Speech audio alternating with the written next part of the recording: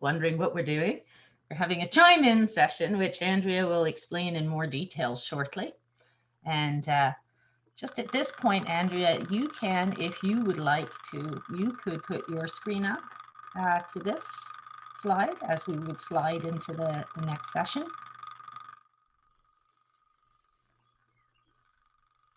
And we'll get a smoother transition. We're excited about this. Day of the Swan, future of work, starting bright and early. Indeed. And we're trying to pin George Mathew. We're trying to pin Jenny Varley. We're trying to pin Wendy Elford. So I'm trying to do it. And if anybody wants to help out behind the scenes, happy to do it. Hey, George. Hey. Hi, Wendy. Hi. Hi, Jenny. Are you there? I couldn't see Wendy. I couldn't see Jenny when we were starting. Yeah, I'm here. Can you see me? Hi. Yeah, well, I'm not able to pin you because of the way that I'm sharing. So if someone's able to pin Jenny and George and Wendy, that would be great.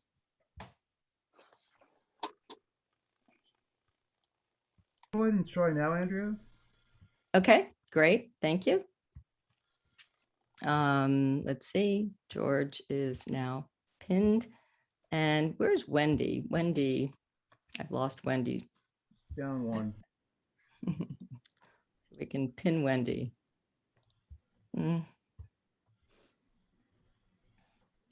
Yeah, not seeing that. So don't worry about it too much. You're a host. Yeah, it's let's see, hold on one second. Here we go. Okay, hoping that did that work? Is everybody being seen now? Mm-hmm. Great. So this is actually a meeting, and what we'd like to do is have people not think of this as a webinar, but this is a community chime-in. And Lindsay, if you're able to ring the bell, and you can ring it even louder, Lindsay, you can get really close to oh, there you go. Yeah, don't be shy with the bell. So what we're doing is, instead of us being the experts, we're doing something called the community chime-in. This is called the future of work, and we're trying to present and we're trying to learn. And so hopefully for the Day of the Swan, we are able to take all of the insights we've had from the past, I don't know, for us in San Francisco, it's been more than a year. And figure out what have we learned about work?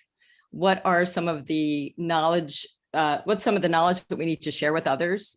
What is the future going to look like?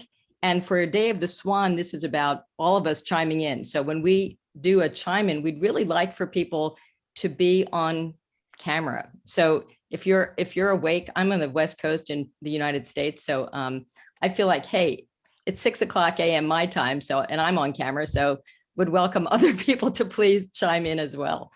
But what I'll do is introduce, one second, introduce what we're doing. So welcome to the Day of the Swan. It is the future of work. And I'm Andrea Kates, and I am one of the founders of Grey Swan Guild. And what I love about Grey Swan Guild is that it didn't form on purpose. It formed organically. It formed because people had a need. And the Grey Swan Guild was a very authentic expression of the fact that we can't get through anything that's coming next without each other. And so this is about the community. This is about the Day of the Swan, is about all of us from around the world. It's super exciting that it's 24 hours.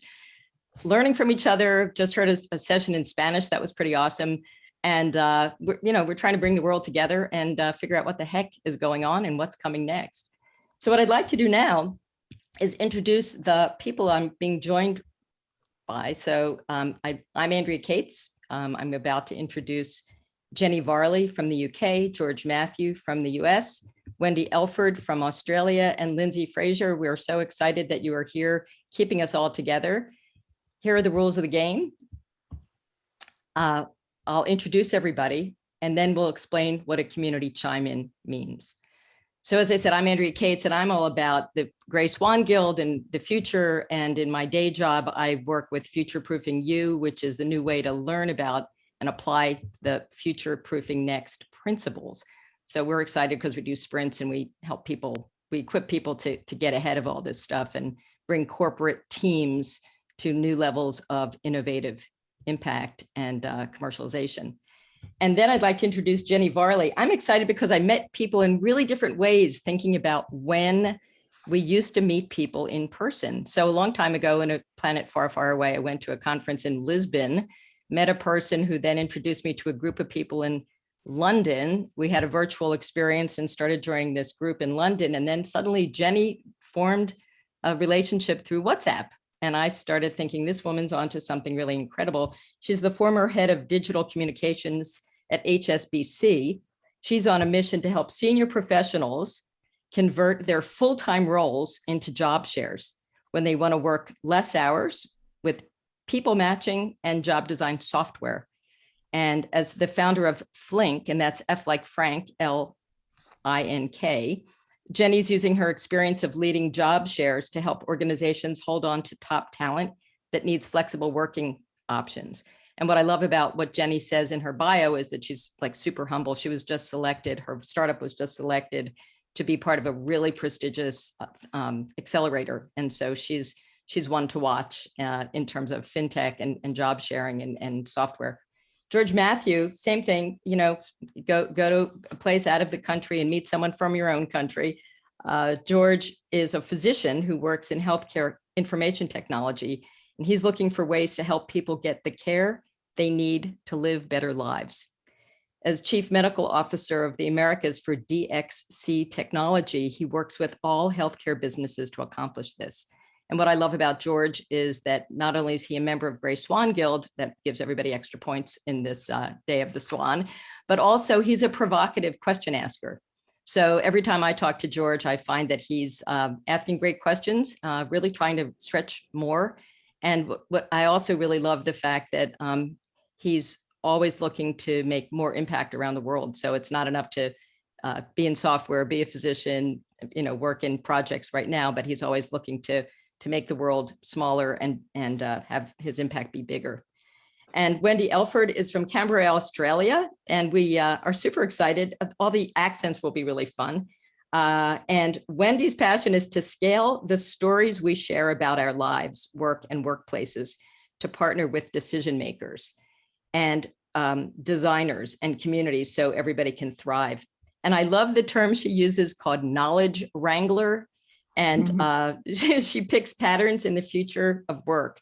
And so what we have here is a blend of some people that have really different perspectives on what's happened, what's happening, and what causes change in the future of work.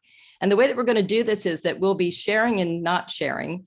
As I said, this idea is to have a community conversation. So what I'd like to do first is get to some notions of what this community chime means. So we'll be chiming, and that means literally turn on your camera. And I hope, so let's try this. Lindsay, will you ring the bell and see if everyone knows how to turn on their camera?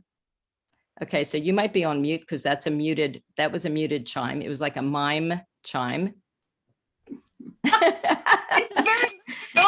There you go. Woo! Okay, great. Thank you, Lindsay. So when she chimes, like you got to turn your camera on. It's just one of those things, unless you're in an outfit that's not appropriate.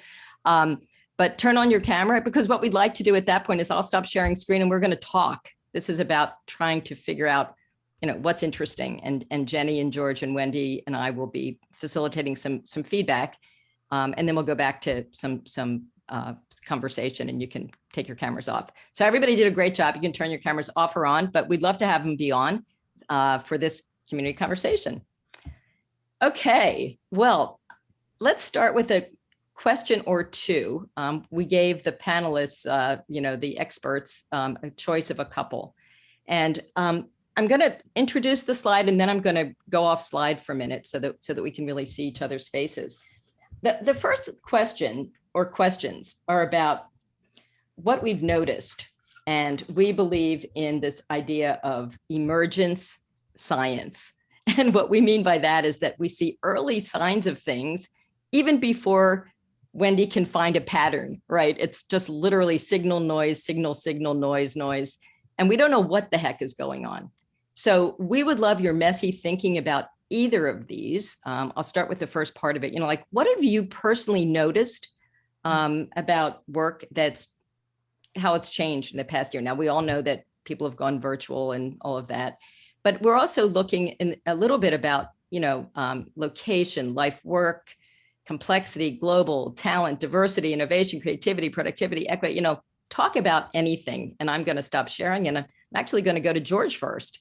So George, first, correct your bio. Tell us what we didn't explain about who you are and what matters to you. And then I'd love to hear your thoughts about what you've noticed that's changed. So welcome, George.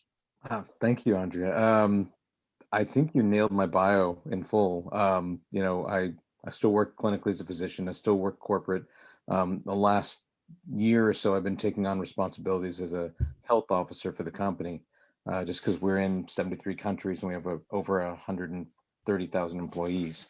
So it's definitely given me some perspective, not only from just a individual company perspective, but also a multinational perspective, especially with the pandemic.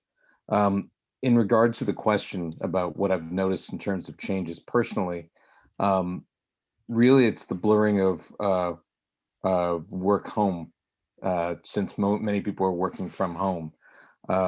The difficulty for me, of course, has been we have become a multi-generational family. I've moved my parents in, and I have a 8-year-old son who's trying to complete third grade. So it's been an interesting balance for me personally, and I've been able to find common ground with my coworkers in different countries, because they're also going through the same thing. And we've gone so far as to actually have a 5 or 10 minute block in some of our meetings where we just commiserate about, hey, how are you doing? Are the kids getting on your nerves? Yeah, mine did this today. And that's become almost a core part of our business because of the fact that we are all going through a similar experience together. And then the wrinkle of healthcare in particular, because I am trying to figure out how to get vaccine for certain employees and what our return to work policies will be. That's also starting to leak in, and we're starting to realize how integrated our health and well-being are to our productivity and our well-being. Well, it's interesting because 100 years ago, I remember when I was working with Texas Medical Center, and that was in the days that HMOs were coming on board. This was, a while back, PPOs, HMOs, and, you no longer were picking a doctor, you were picking a third-party provider. And the United States had a really interesting healthcare system, didn't function that well. HIPAA was coming in, privacy was coming in, and there was a new job called like chief medical officer, partly because of the bureaucratic challenges of, what do we do about this? Do we self-insure? Do we insure through an insurer? It's very confusing. Chief medical officer. There was also this notion that wellness programs in the workplace were really going to be important. I don't mean to sound cynical, but I have also observed that that's changed, right? So then suddenly there weren't chief medical officers and we forgot about our health. And it was kind of like, yeah, that old thing, health, wellness, who needs that? I think partly in the United States, not to be cynical once again, but, it was sort of like, it doesn't affect our bottom line anymore. We've sort of figured out a way around this. So I didn't see chief medical officers and in the forefront, not at the boardrooms, not at the table, not at the board tables, not at the decision-making, not in the strategy. Sounds like that's changed a lot this past year. Well, and again, I'm curious to hear what other people have seen, but Singapore Airlines, Delta Airlines here, they've all started to hire chief medical officers from health systems because of the fact that with the pandemic being, ubiquitous, and everyone having to deal with the fallout of it, it's real time, but at the same time, people can see what the implications are going to be. If you're an airline or any type of transportation, what is the risk to you financially if someone gets sick from boarding your train? Did you put safeguards in place, say immunity passports, to determine if someone was sick before they got on your plane or your cruise or your bus? And how will you handle that? I would have said 7 months ago here in the States, they were handing out liability waivers as a way to encourage people to keep going in the face of the pandemic. But I don't think that's going to happen here or in many other countries going forward. So I do think the private industry and corporations will have to figure out a way to mitigate their liability at the very least. Well, I think you've introduced some amazing themes we could probably spend the whole hour on with Jenny and Wendy chiming in, and then the community chime in. I'll do a little blend here. I mean, you've talked about multi-generational, which is really not a small thing. You've hinted at the fact that you've got a child at home, and we all know that children have been in everybody's Zoom calls, like it or not. We've been pretending like we've solved the education problem with homeschooling. That is probably very far from reality, and we've probably destroyed children's lives, to be quite honest. Not everybody has adapted well. And now you've talked about the importance of taking health issues front and center for so many industries. Who's going to get on a cruise ship right now, right? Who's going to get on an airplane, and it's not just removing middle seats. This is open game. So I'm actually going to go to Jenny. Once again, I would love to have all these threads that we could just kind of keep pinning, because I have a feeling Wendy's going to be able to make a map of all of this at the end of our conversation and help us wrangle this knowledge. Jenny, first, you can either continue with what themes we've introduced, but what I'd first like to do is have you introduce yourself and fill in what we might not have explained about what your passions are and what's important to you in your background. Thank you. You did a wonderful job with my introduction. It was very kind. I think the missing bit is probably the passion that drives me. So I was at HSBC for 11 years and I left last March. And that was because I felt so fed up with watching brilliantly talented people have to leave the workforce when they were denied part-time work, just because we were inflexible around our job design. And that's what drove me to look at job sharing, because that's how I held on to talent.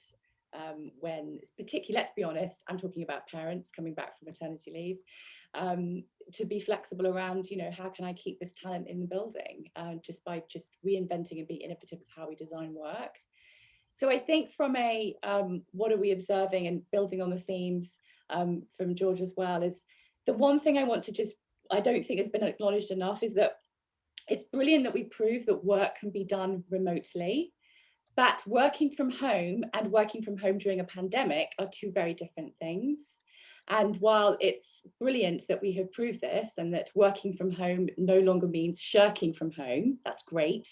I think the unintended consequences is that everyone is, it's longer hours now. You're expected to be online a lot longer, and that has come with burnout. And I see burnout as an issue, certainly in my network, from a lot of friends and family, particularly women who are having to reconsider their position and their jobs. I think that's the biggest theme I've seen. Well, one of the things that I want you to do, and I really, everybody's so humble, you're not self-promoting, but I do think that the vision that you have for, do you call it Flink or Flinkworks? Flinkworks. So Flink has in flex. Okay, so the vision that you have for Flinkworks is to really address a problem head on. I love when people are pissed off, burnt, upset, you go screaming, this has got to change. Really like that. I feel like part of what you're doing with Flinkworks is also to address the fundamental definition of what is work. In the old days, we used to do task analysis, right? So if Wendy could do typing at a certain number of hours, she could type half a document, Andrea could type the second half, work was done. And that was called output. And it was a very old fashioned sort of Frederick Taylor work analysis. But something seems like something different is happening with work these days. Like, what is work when you're really analyzing the jobs that are happening and how people might share them, Jenny? Yeah, I think for me, my dream is that we stop defining jobs in terms of their time, as in you have a full-time job or you have a part-time job and you're paid for that time. You should be paid for the value that you bring. You're being paid for the brain power, the headspace, or whatever value that you're going to bring to that organization, and you should be empowered to then design the work and deliver those objectives for the organization based on what works for you, rather than having these labels, part-time versus full-time, because part-time, there's an intellectual blockage around working less than 5 days a week, especially for women. It means you're part committed. You're only half in, something else is more of a priority to you. So it's fundamentally reassessing that contract we have with an organization that is paying us to do work. That's my view. Well, interesting. And once again, we could do an hour on this because I'm really interested in KPIs, OKRs, value, like how do you know Andrea has completed something versus, and also imagination, thinking of the next thing to be doing, the human contribution. There's so much more to talk about. So we'll have to reserve another hour for all of those topics. But this is a good beginning. Thanks, Jenny, for introducing something.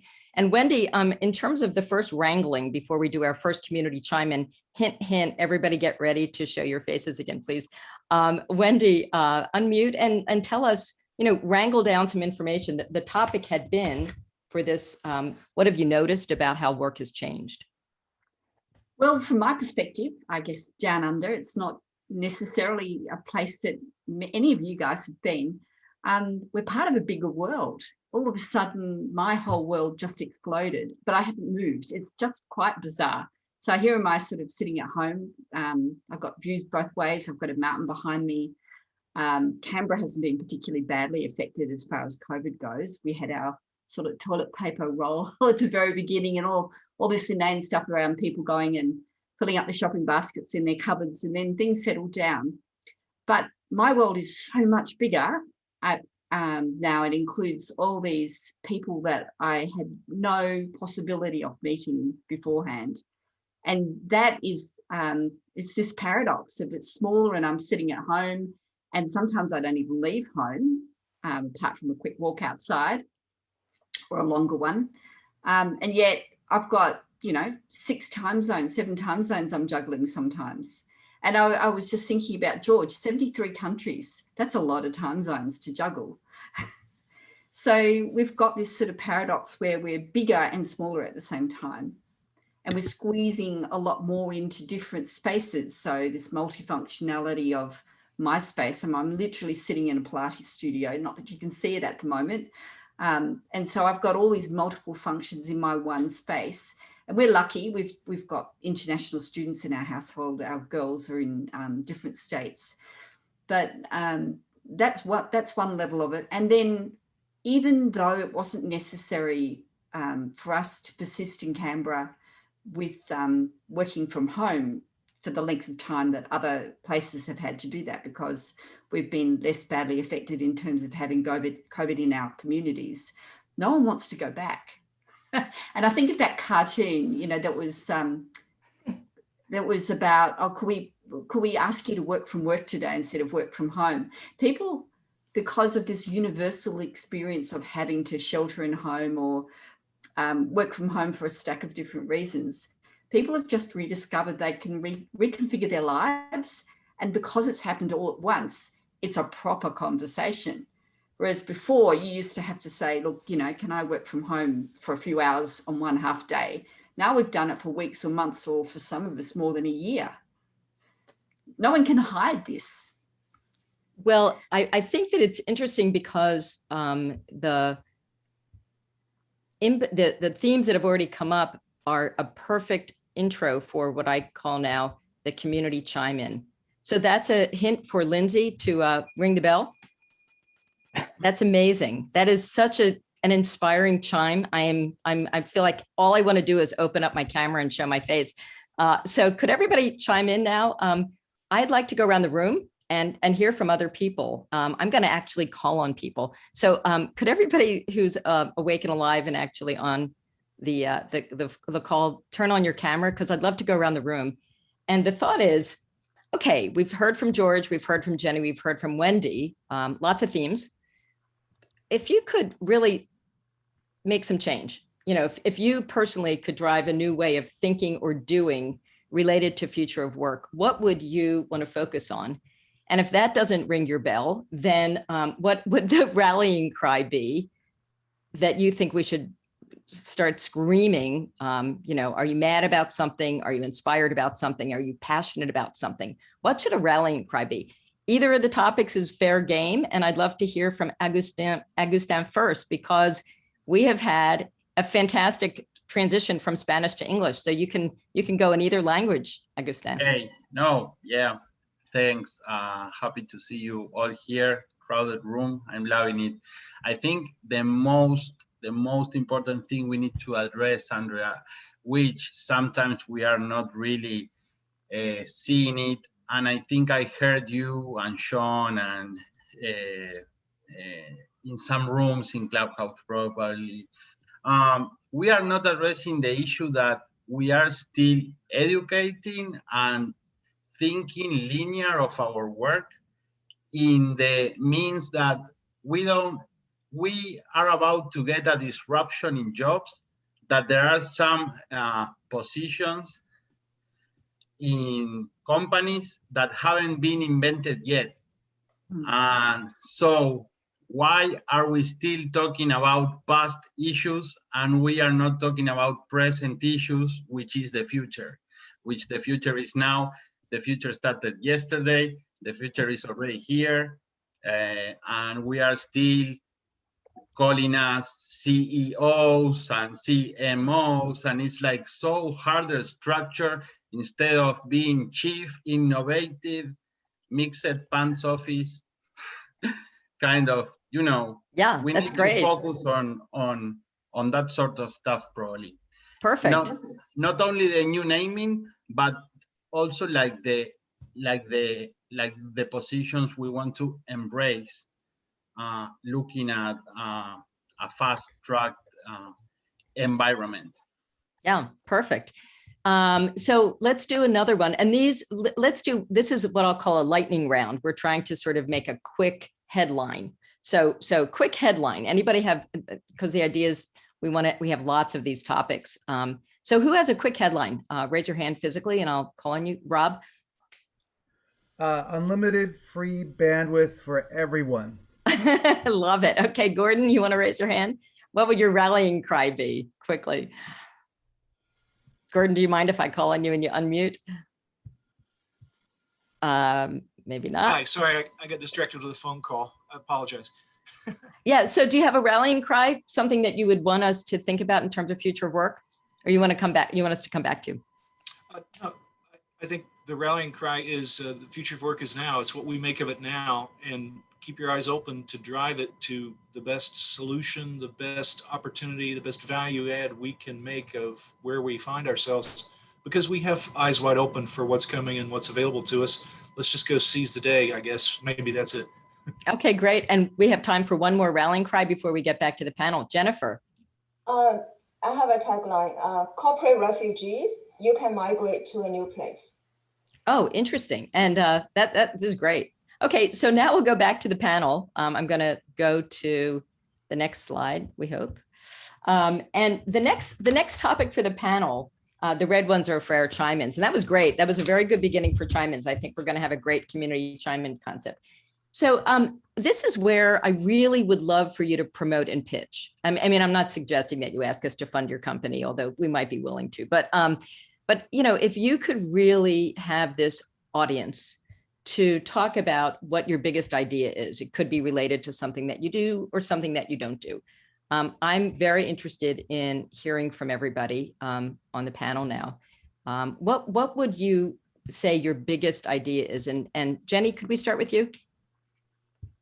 Sure. I mean, the biggest idea for me, I'm trying to make a reality right now by building the platform to scale it, and that is the concept of sharing work and sharing a full-time role, so that those people that want to work less than 5 days a week can still carry the strategic weight of a full-time role, but share it with somebody else and share it with a colleague anywhere else in the organization, no matter what country that is, by being able to match with another colleague based on values, experience, goals, ambitions very, very quickly, and design that job very easily about how you split it based on your capability.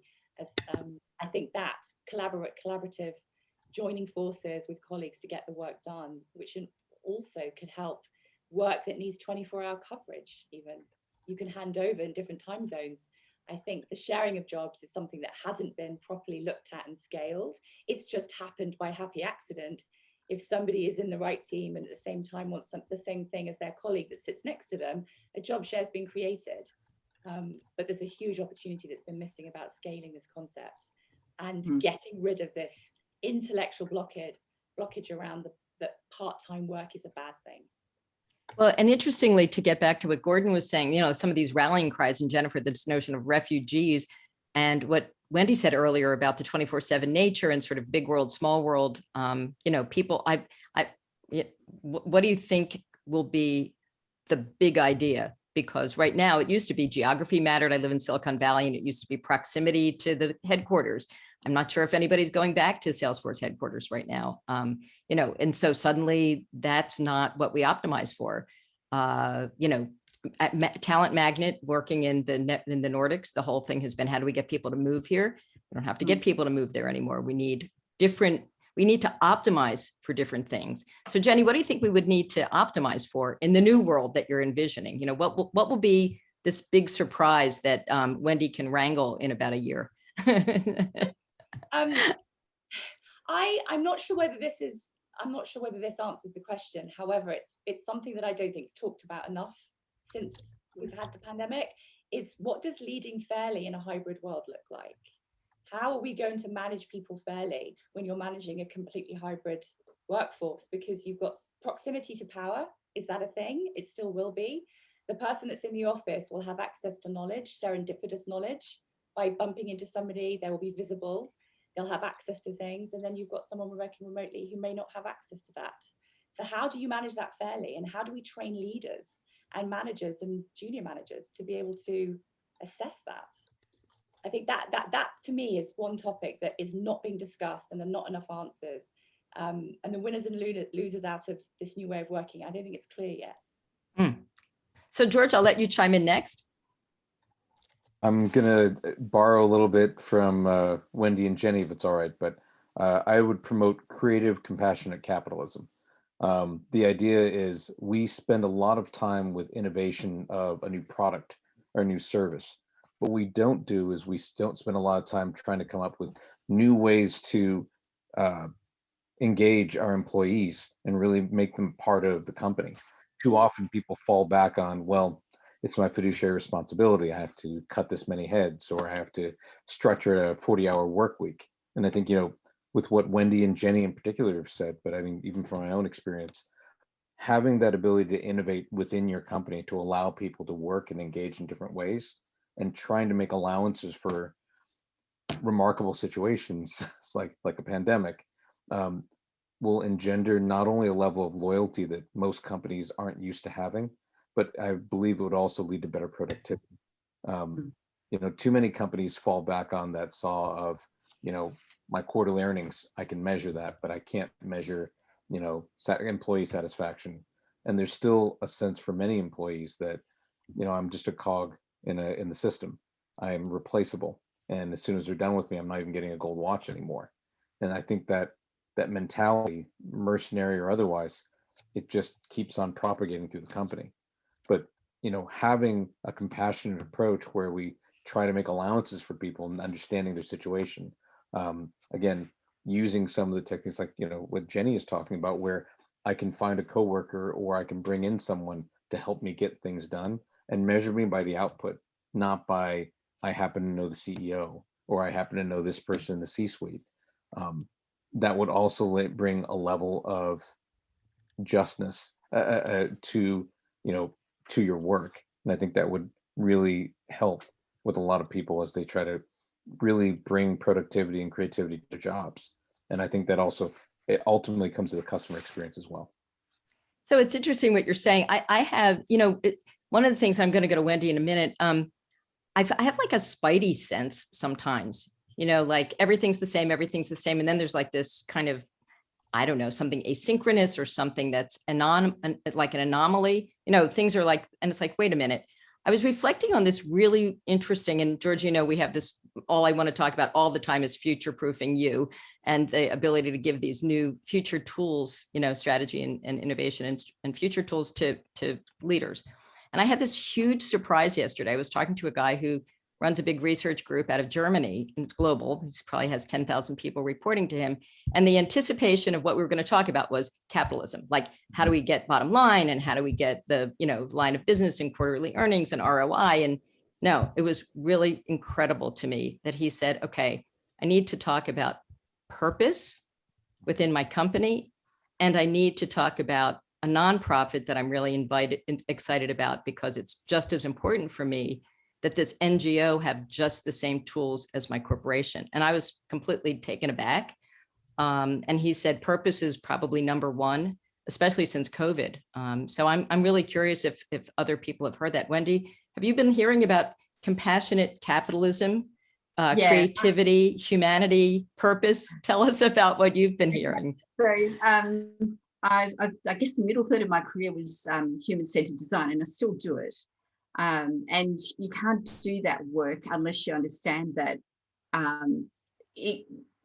work actually falls apart right from the very first time somebody says, I'm going to start a company, depending what the values are and such. It goes down the path of being exploitative or being supportive or whatever it ends up being. So, you know, people in just the thought of making money and it goes a certain direction. And when I talk about experience design, you know, the executive, and I'm going to sort of say, you basically design your own toilet and flush yourself down it.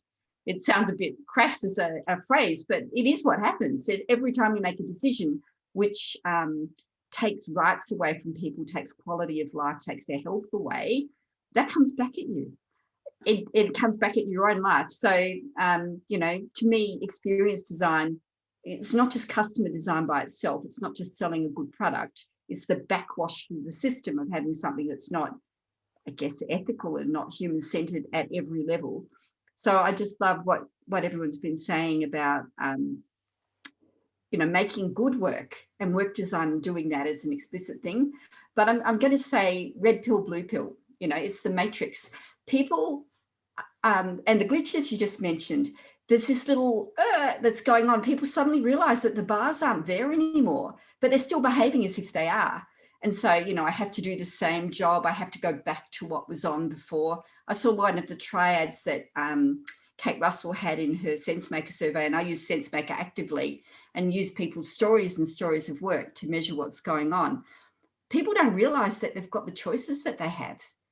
They believe that the matrix is still there, but some of us don't. We've taken the red pill and we've just stepped out and thinking, wow, look at all the things I can do. And this reinvention, absolutely critical. So what I like to do is to, because it's n equals 1, work is always n equals 1.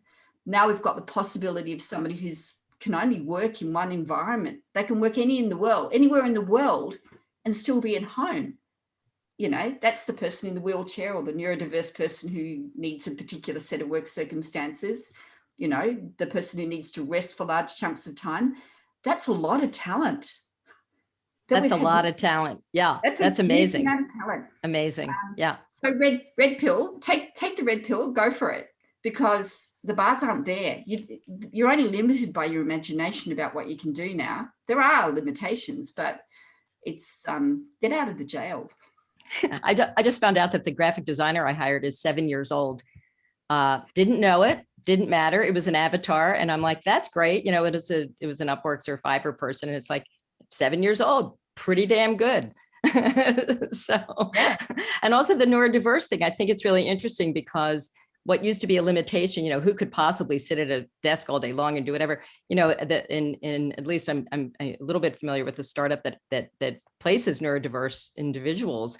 And, you know, some jobs are very well suited to, I mean, some people are very well suited to the type of job, the way that the work has been redesigned, which brings us to Lindsay, time to ring the bell. We usually have to unmute and ring the bell, which means everybody has to turn the camera on. And I'm super excited about that as well. I don't hear a bell. I feel like there's a bell happening. It might be a mime bell. I'm not sure. But anyway, ding, ding, ding. And so everybody turn your camera on, because the next question for the group is the question of, boom, very specifically.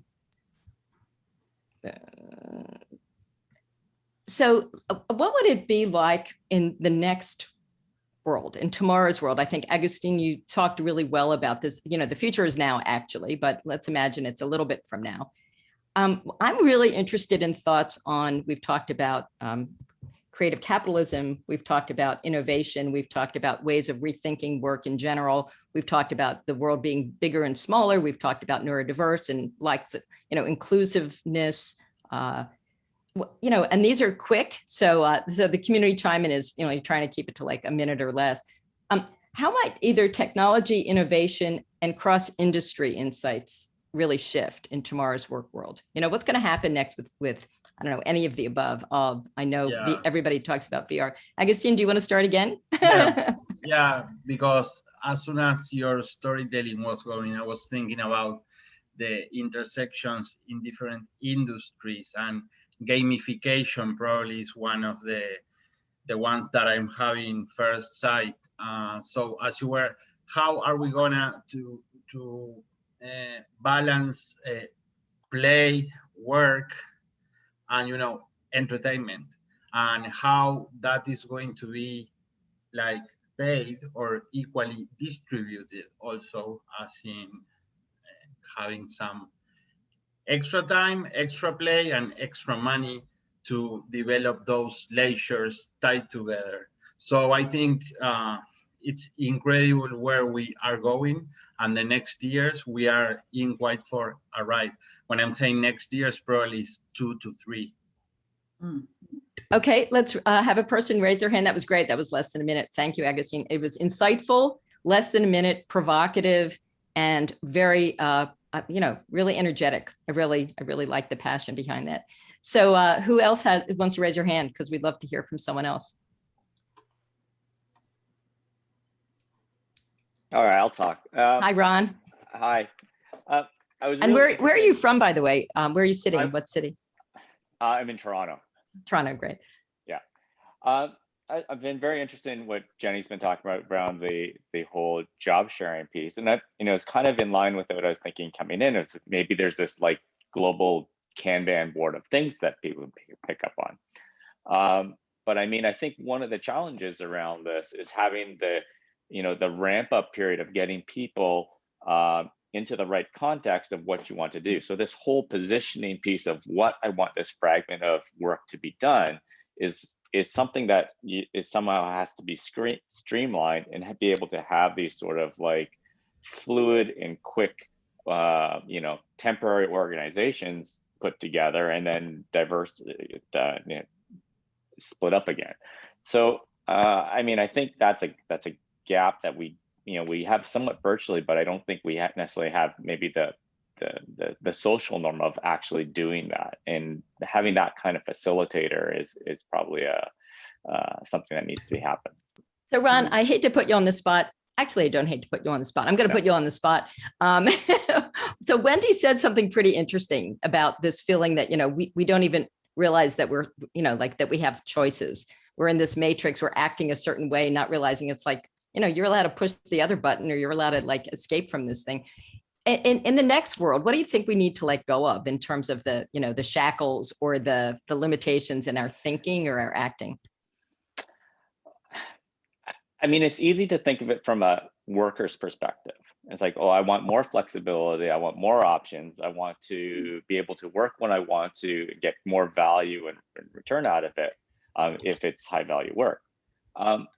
But how do you do that from an employer's perspective, or how do I, if I have some confidential information, or if I want to build synergy and build, the capital and knowledge inside of a person? Because I mean, over a career, probably what's not just the output of someone worker is the value, but the actual growth and capabilities within that person who's working is a huge part of the investment that you've put in over time. So I mean, there's two ways to look at it. There's that freedom side of the individual, but how do you also capture that value that you've invested into the people that you're working with, and have them sort of being free to go about it? I mean, that's not necessarily a red pill, blue pill sort of thing, but Wendy, do you want to jump in? That's actually a great segue. Yeah.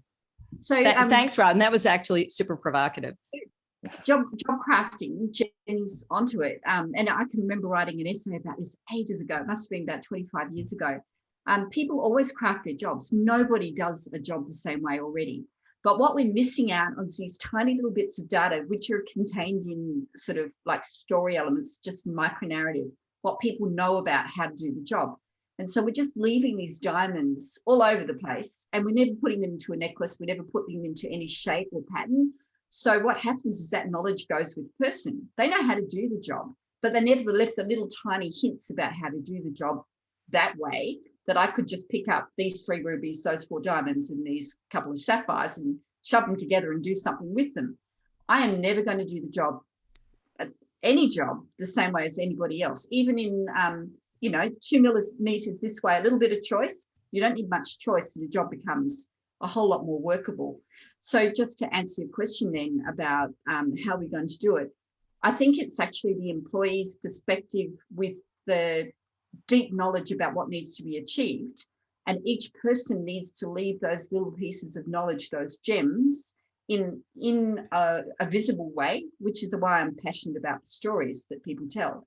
Because that information is already there. We just keep it in our brains. We don't tell other people because we don't have a reason for doing it. It walks out the door with the person. So I love that. And, it's funny because also years ago, I remember working with DuPont on what they called expert systems design. And we would walk through the plant, and there was this one guy, his name, of course, was Red, because that was, and he knew the plant inside and out. And we were doing this whole thing with expert systems design. It was explicit versus implicit knowledge. So we would say, Red, how do you know how to do preventive maintenance on that machine? And he'd go, oh, I do A, B, C, D, E. So it was reductive, right? It was what he could tell us was A, B, C, D, E. And right in the middle of the conversation, he goes, just a minute. He walks over to a machine, kicks it, or, does something, tweaks it, comes back to the conversation about A, B, C, D, E. And I realized whatever he knew was happening in that machine was not captured. It was implicit versus explicit. It was like, just because you can categorize it doesn't mean that that's what he's doing. So it was like this weird translational thing, which is why I love what you're saying about stories, because in the story comes and then Red paused and kicked the machine and it started whirring again. And then he came back, it's something intangible that I would love to hear actually Jenny talk about. How do you capture that? How do you come up with an idea, or how do you, all the stuff that's not the tasks? So Jenny, how do you think about this? Is the question about how do you capture employee stories? Is that the question? Yes. How do you capture, there's implicit and explicit explanations of what the job is that people are doing, right? I don't have an answer for that. What I can share and what I've observed is the shift in the way organizations are starting to create a talent marketplace, which allows people and work to be a lot more portable and break out of hierarchies and match that based on stories of ambition, stories of what they want to do, defining their own career paths. That's what I'm starting to see shift. Interesting. Well, tell us more about that, because actually I never heard of that. Well, yeah, so I'm knee deep in HR tech. And the categories, and talent mobility in the talent marketplace is an emerging one. And it's around trying to recreate the gig economy inside an organization, which makes it a lot easier to craft your own career path, craft the work you do, choose, get access to development stretch projects that break outside the concept of a hierarchy of a rigid job description and a straitjacket of a function you're in, and connecting you. And it's not just about the skills and experience, it's about the story of your values and the story of your motivators and your ambitions. That is a provocative image, this rigid straitjacket. And it gets down to, what are we doing as humans? I mean, I love work. People keep, trying to criticize corporations and work and, be cynical about it. I mean, this is where humans are doing our best work in a lot of times, like, how do we make the future better for everybody through the work that we do? So but I'm very interested in how you think about talent mobility, and this notion of a gig economy inside of an organization it's a big idea. George, you've been nodding your head. Thoughts? No, I love the idea, Jenny. I mean, that's amazing. I'm curious if you're using learning management systems as a way to kind of collect not only the goals, but also then trying to create that educational path for folks. I know that we were trying to do something very similar at our company, but not to the degree that you're describing. It was more, put out your goals. What do you want to do? Upload your resume, and then, here are the courses we have in our system, and let us know if you want to get something else.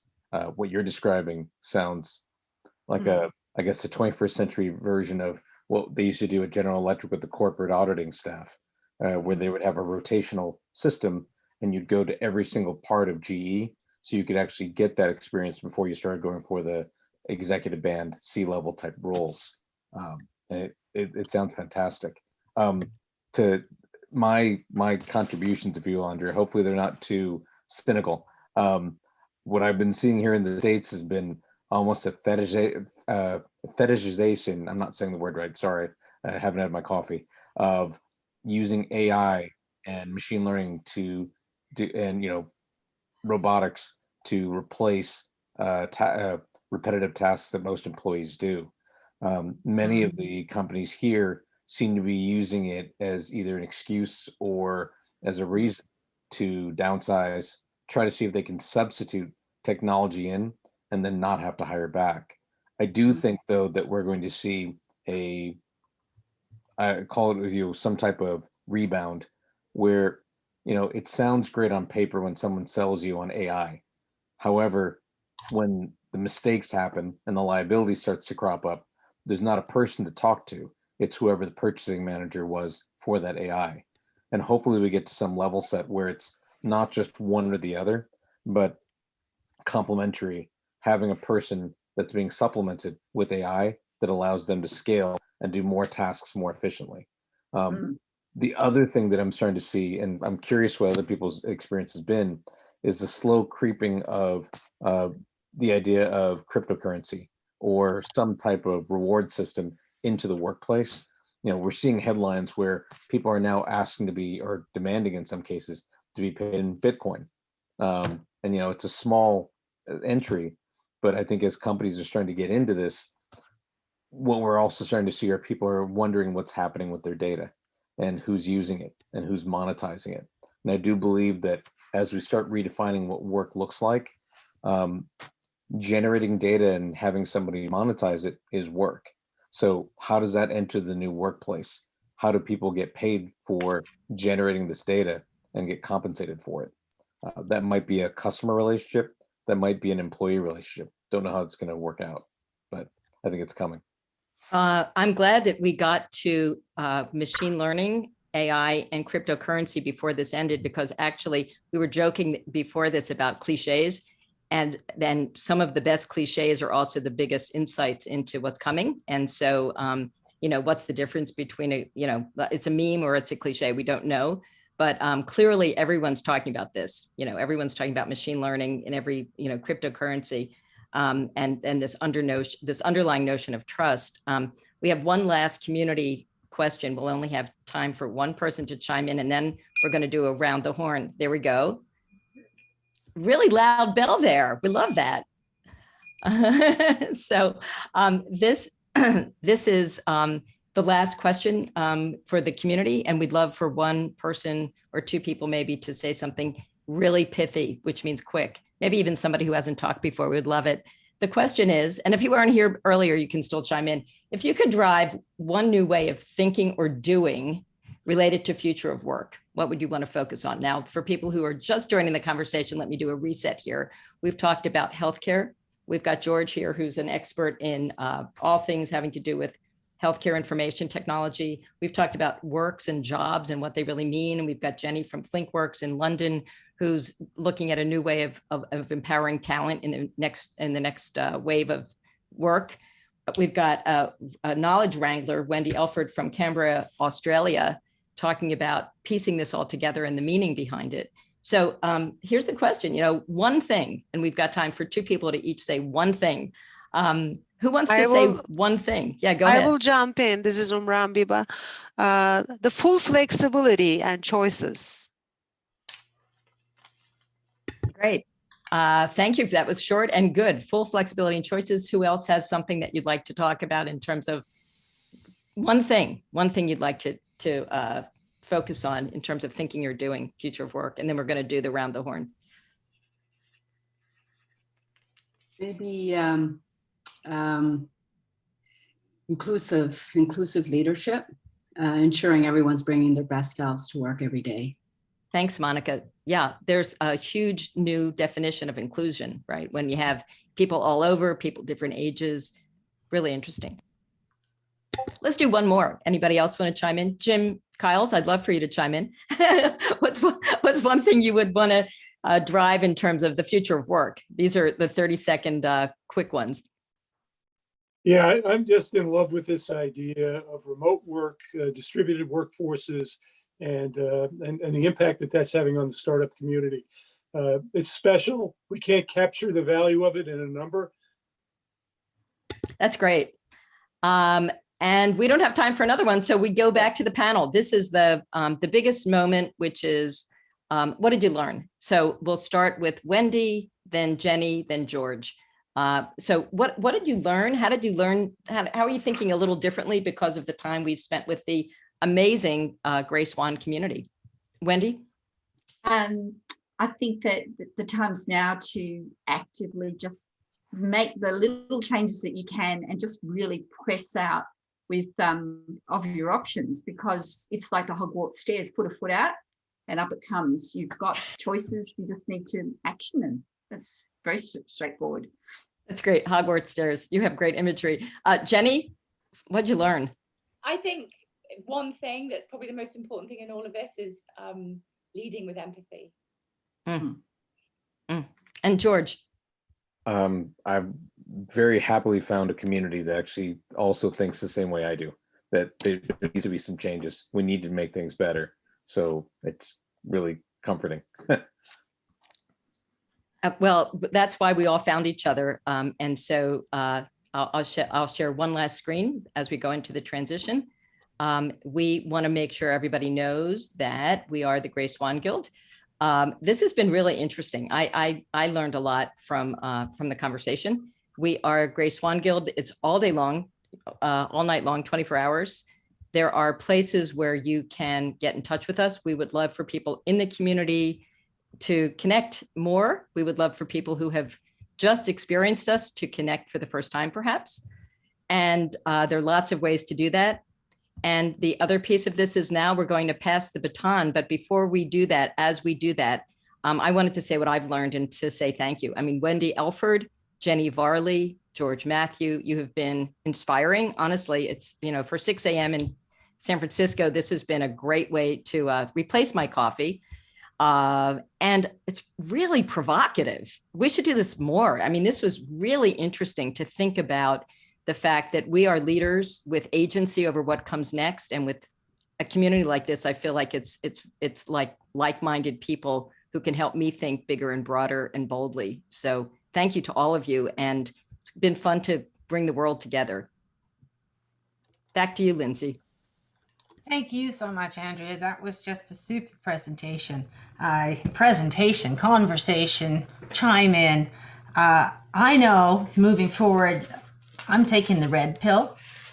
I've been down in the blue pills, about 10 a day, I think. But it's the red pill I want, right, Wendy? Yeah, absolutely. That's great. Thank you so much for that excellent presentation. It was super to have you all here. What I'd like to talk about just for a few minutes is the fact that we have a little bit more coming up, quite a bit more over the course of the day. As you know, we're doing a full 24 hours. Just as a reminder, this is, for people who aren't familiar with it, this is the first anniversary of the Gray Swan Guild. This is our anniversary event. We are an organization that is open to everybody. And if you haven't looked at our website, please do. And please look at joining the Guild. We are open to feedback. We want to hear feedback about the event. And we have a feedback link here for you. And we also have a clubhouse for the Gray Swan Guild that we'd love those who are interested in Clubhouse to join. And then, of course, Andrea, I'm looking forward, I hope, to this evening sharing a drink with you at our Guild cocktail hour. We have a cocktail that's been developed specifically for the Guild, our signature cocktail called the Charleston Fizz, which, as Andrea said yesterday, is the perfect choice because we're in the roaring 20s. But I'd also like to point out that there's a session today at 1 o'clock, a virtual journaling session, where we can all get together and help create a virtual journal with Sylvia Galliser, and that journal is available already for anybody who wants to go and look at it and begin to contribute to it. And